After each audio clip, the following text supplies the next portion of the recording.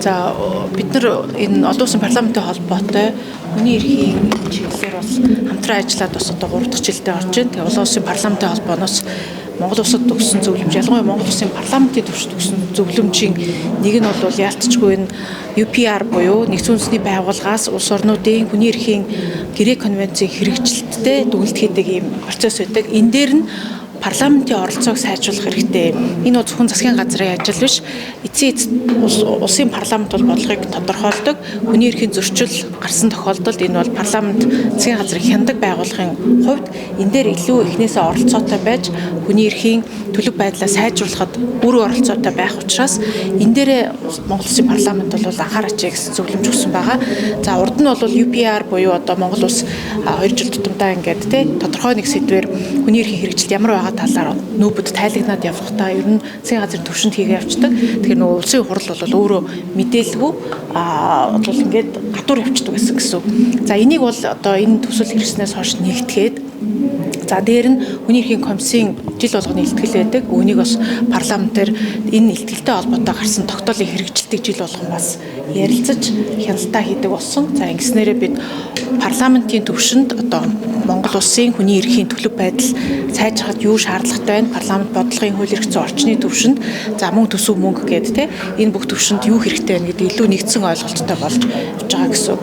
За хүний эрхийн төлөв байдлын одоо юугаа ревюгээ бол өмнөх процессын югаар өнгөрсөн он 12 сард бол манай хууль зүйн яам ахлаад олон байгууллагууд очсон. Энэ дээр бас нэлээд хөндөгдсөн асуудал бол хөгжлийн бэрхшээлтэй иргэдийн асуудал байгаа. Хүний эрхийн нүб гэхээс илүү одоо бид нөгөө ИПХ буюу олон улсын байгууллагын төвшөнд бид нар энэ одоо ямар асуудал дээр анхаарах вэ яалтчгүй бидний хувьд хэвлэл мэдээллийн эрх чөлөөний асуудлыг бол бас онцолж үзэж байгаа.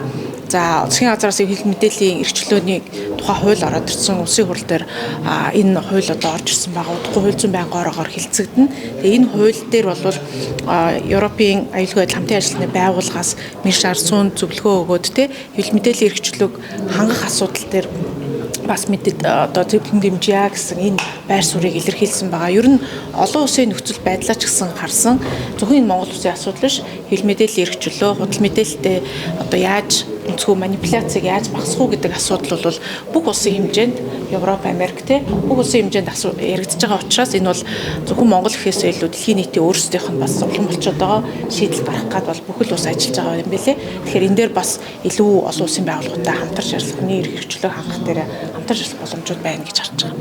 Эрх зүйн хүрээнд манайх цаашдаа одоо ямар бодлогын зохицуулт гэж үндэсний хөтөлбөр шинээр өөр ямар хөтөлбөрт оруулах гэж.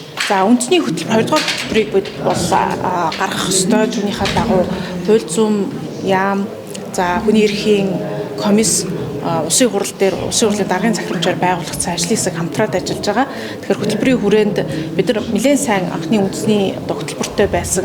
За хэрэгжилтээр одоо чамлалтай байсан үзүүлж байгаа, сайжирсан үзүүлдэж байгаа. Тэгэхээр үүнийг яаж илүү өндөр түвшинд гаргах уу гэдэг бүх саналуудаа эрдэмтэн судлаачдын түвшинд, байгууллагуудын түвшинд нэгтгэгдсэн байгаа гэж би ойлгож байгаа ажлын хэсэг.